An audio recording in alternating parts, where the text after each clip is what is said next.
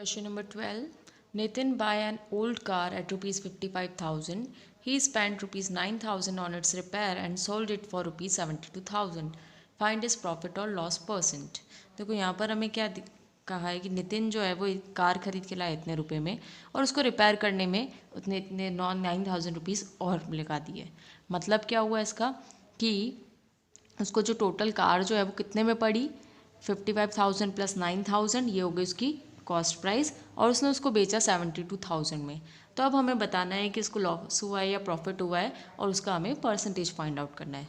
देखो हमें जो जो चीज़ें गिवन है, हमें गिवन है कॉस्ट प्राइस कितनी गिवन है रुपीज़ 55,000। फिर उसने क्या किया है, उसको रिपेयर करवाया है, तो रिपेयर का चार्जेस कितना है रुपीज़ 9,000। इट मीन्स उसकी जो टोटल कॉस्ट प्राइस है, टोटल कॉस्ट प्राइस इसकी कितनी हो जाएगी रुपीज़ 55,000 प्लस रुपीज़ 9,000। जो 55,000 में अगर 9,000 में प्लस करेंगे तो कितना आएगा 64,000। तो उसको कार पड़ी है टोटल 64,000 में और उसने उसको सेल कितने में किया है, सेलिंग प्राइस हमें गिवन है 72,000। अब हमें यहाँ क्लियर दिख रहा है कि सेलिंग प्राइस जो है वो ज़्यादा है as compare to cost price. जब सेलिंग प्राइस ज़्यादा होती है कॉस्ट प्राइस से तो हमें क्या होता है, प्रॉफिट होता है ना। अब यहाँ पे तो प्रॉफिट निकाल देंगे हम। प्रॉफिट कितना होता है, प्रॉफिट निकालने के लिए हम क्या करेंगे, selling price minus cost price. तो सेलिंग प्राइस कितनी है हमारी 72,000, इसके अंदर से माइनस कर देंगे कॉस्ट प्राइस 64,000। जब इसको माइनस करेंगे तो कितना आएगा 8,000। मतलब उसको कितने रुपए का प्रॉफिट हुआ है बेचने में, 8,000 रुपीज़ का प्रॉफिट हुआ है। अब इसका प्रॉफिट परसेंट निकालेंगे। प्रॉफिट परसेंट का फॉर्मूला क्या होता है, profit into 100 upon cost price. तो देखो प्रॉफिट कितना है, वैल्यूज़ पुट कर लेंगे यहाँ पर। प्रॉफिट है हमारा 8,000 इंटू 100 और कॉस्ट प्राइस कितनी है हमारी 64,000। अब इसको सॉल्व कर देंगे, ये 2 ज़ीरो से 2 ज़ीरो कट जाएंगे, इस ज़ीरो से ये कट जाएगा, ये 8 की टेबल से हम इसको काट लेंगे तो 8 वन ज़ा 8, यहाँ हो जाएगा 100, यहाँ पर हो जाएगा 8 की टेबल में 64 8 टाइम्स आता है, फिर ये 100 और 8 फिर से कैंसिल हो जाएगा। इसको कैंसिल करेंगे 4 की टेबल से, सॉरी 2 की टेबल से, ये हो जाएगा 4 टाइम और ये हो जाएगा 50 टाइम्स। फिर से 4 और 50 कैंसिल हो जाएगा, ये हो जाएगा 2 टाइम्स और ये हो जाएगा 25 टाइम्स। तो हमारे पास क्या बचा 25/2।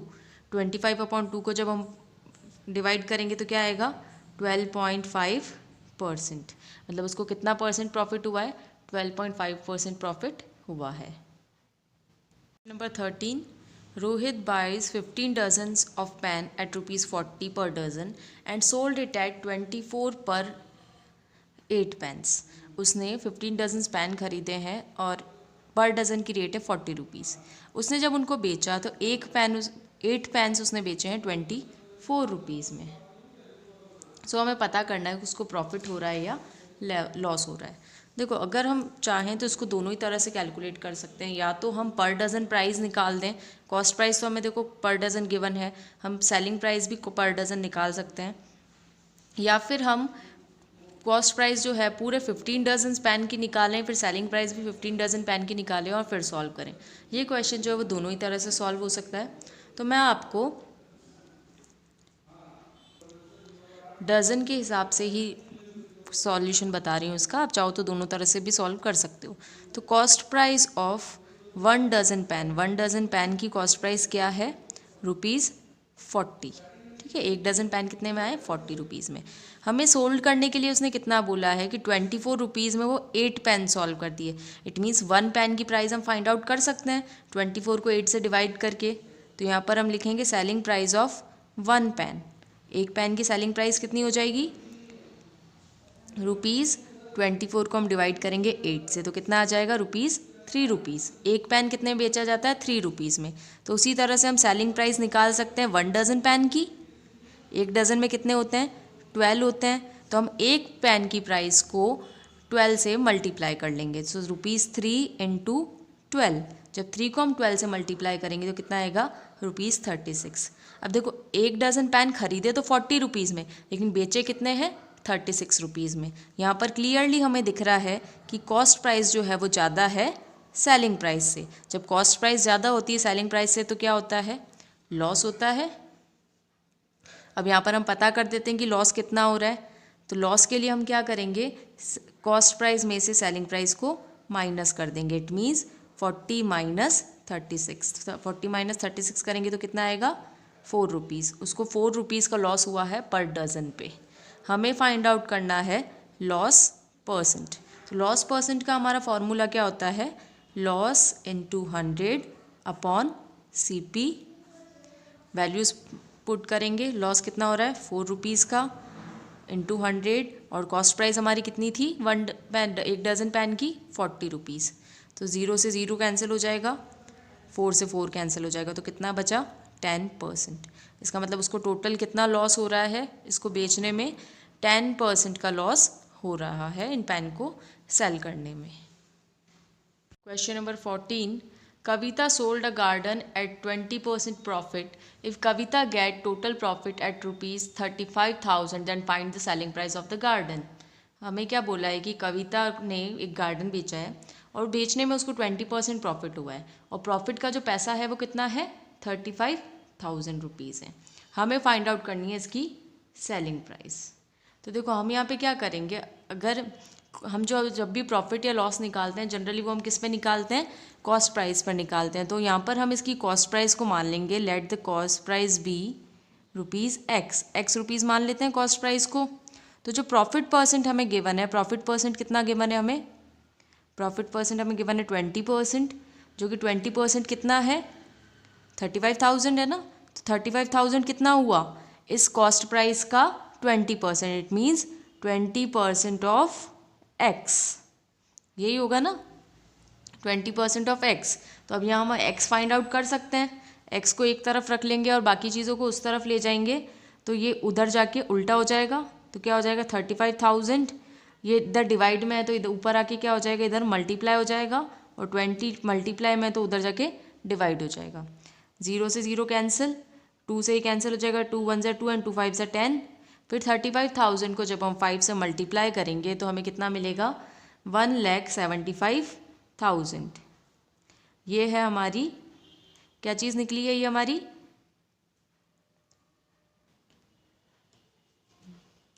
तो 1,75,000 is the answer of this question. Next question number 15, a bike at rupees 18,000 got loss 10%, find the cost price of the bike. हमें यहाँ पर क्या बोला है, एक बाइक पर जब 18,000 रुपीज़ दिए जाते हैं तो उसको 10% का लॉस होता है। तो हमें उसकी कॉस्ट प्राइस फाइंड आउट करनी, मीन्स ये क्या हुआ उसकी सेलिंग प्राइस। तो सेलिंग प्राइस बाइक की हमें गिवन है रुपीज़ 18,000, और लॉस हमें कितना गिवन है, लॉस परसेंट हमें गिवन है 10%। तो हम कॉस्ट प्राइस निकाल देंगे। देखो कॉस्ट प्राइस का फॉर्मूला क्या होता है, 100 into selling price upon 100 minus loss percent.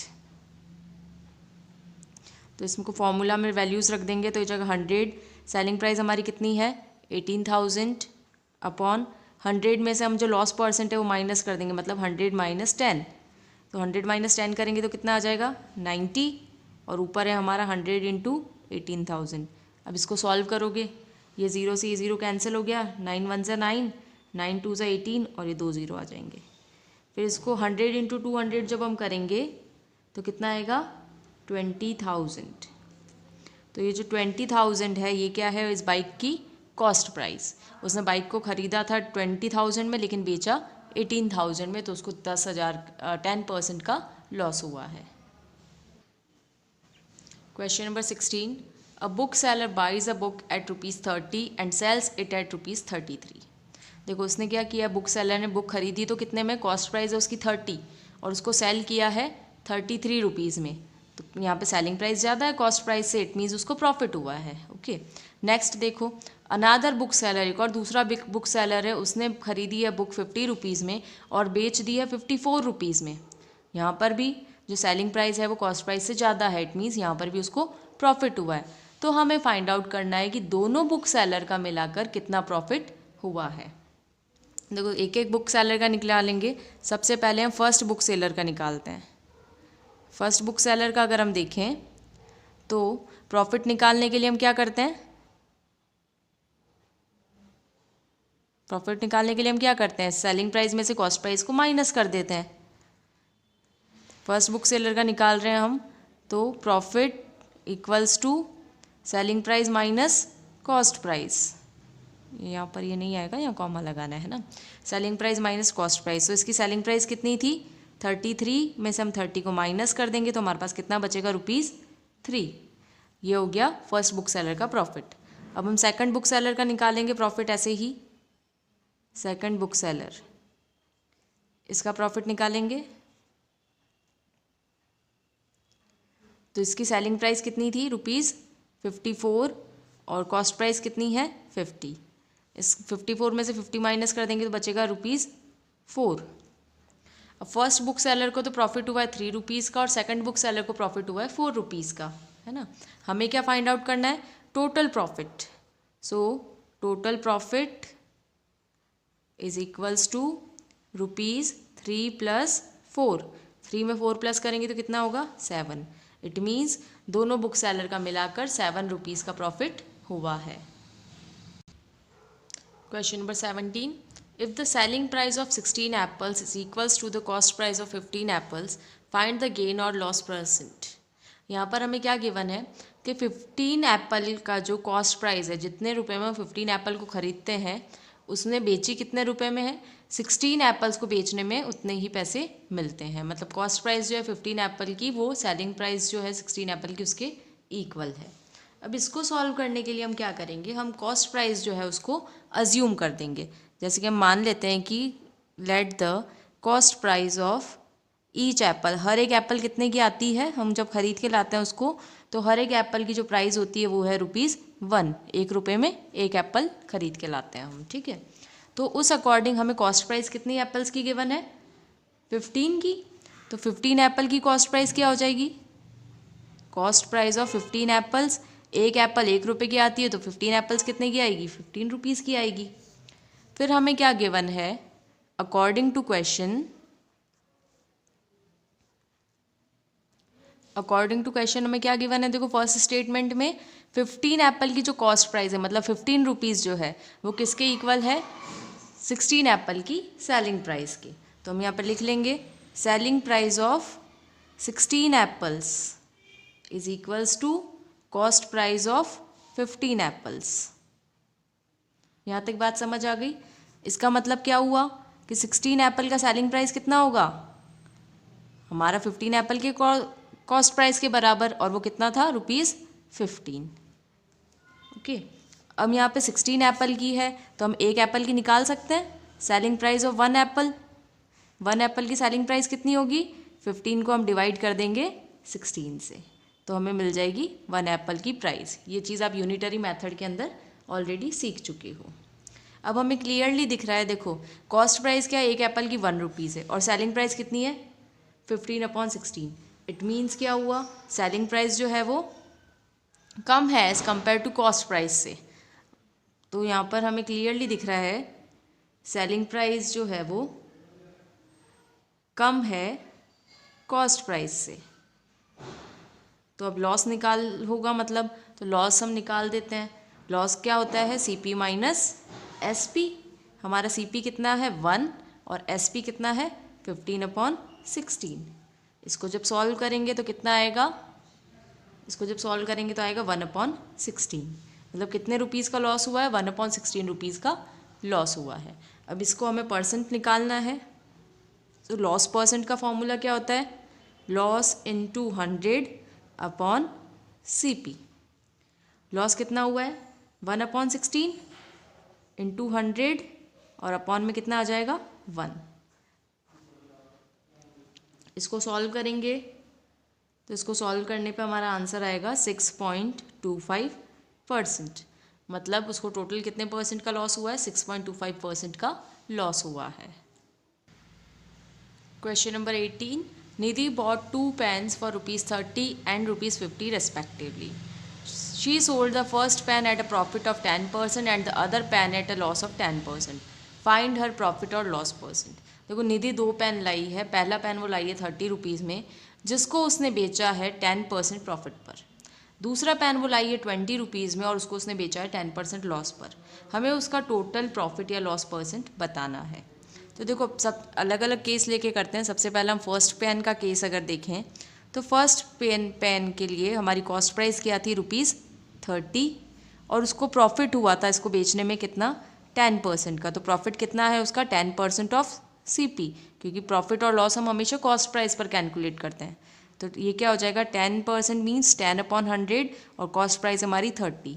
0 से 0 कैंसिल, इस 0 से ये 0 कैंसिल। तो प्रॉफिट कितना हुआ उसको 3 रुपीज़ का प्रॉफिट हुआ है। इट मीन्स उसकी सेलिंग प्राइस कितनी हो गई।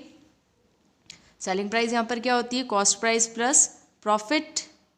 Cost price is ₹30 and profit is ₹3। तो टोटल कितना हो जाएगा ₹33। ये तो हो गया फर्स्ट पेन का सेलिंग प्राइस। अब हमें ऐसे ही सेकंड पेन के लिए भी निकालना है। सेकंड पेन की कॉस्ट प्राइस हमें गिवन है ₹20 और हमें इसमें क्या गिवन है लॉस गिवन है। लॉस कितना हुआ है 10% ऑफ कॉस्ट प्राइस। लॉस हम निकाल देंगे। लॉस कितने रुपीज़ का है 10% मीन्स 10/100 और CP है हमारा 20। 0 से 0 कैंसिल, यहाँ पर ये कैंसिल हो जाएगा तो कितना आएगा ₹2। ये तो है उसका लॉस। तो हम इसकी अब सेलिंग प्राइस निकाल सकते हैं। लॉस के केस में जो सेलिंग प्राइस होती है वो होती है CP माइनस लॉस। यहाँ पे हमारा CP कितना था 20 में से हम 2 माइनस कर देंगे तो कितना बचेगा ₹18। ओके, तो अब अपने को तो टोटल निकालना है कि टोटल कितना प्रॉफिट हुआ है या लॉस हुआ है। तो हमारी जो टोटल कॉस्ट प्राइस है टोटल CP हमारा कितना था। एक पेन तो था ₹30 का और दूसरा था ₹20 का। इसका मतलब टोटल CP कितना हो गया 30 + 20 करेंगे तो 50। और टोटल SP भी निकालना है हमें, तभी हम टोटल कैलकुलेट कर पाएंगे।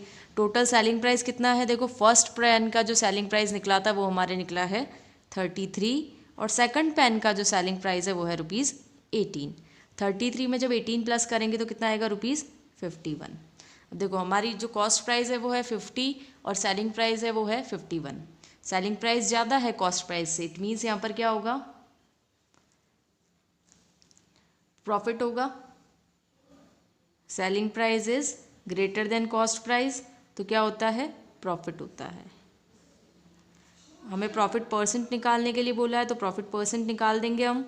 प्रॉफिट परसेंट का फॉर्मूला क्या होता है प्रॉफिट इंटू 100 अपॉन CP। देखो प्रॉफिट कितने का हुआ है 51 में से 50 माइनस कर देंगे तो कितना बचेगा 1। तो ये जगह 1 × 100 अपॉन CP कितना था हमारा 50। इसको सॉल्व करोगे तो 51 × 50 और 52 × 100 कितना बचा 2। इट मीन्स जो टोटल प्रॉफिट हुआ है वो प्रॉफिट हुआ है 2% का। Okay, do this question in your notebook. Thank you.